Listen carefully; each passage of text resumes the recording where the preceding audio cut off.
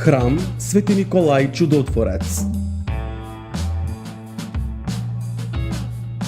Денешната црква е изградена во последните децении од минатиот век, врз темелите на старата црква од 19 век. Старата црква, која е вкопана под земја и датирана во далечната 1847 година, од 2011 година е посветена на Свети Прохор Пчински, кој потекнува од Овчеполе, а горната, новата црква, го задржи името Свети Никола. Во старата црква се наоѓаат импресивниот олтар од 19 век и многу стари икони.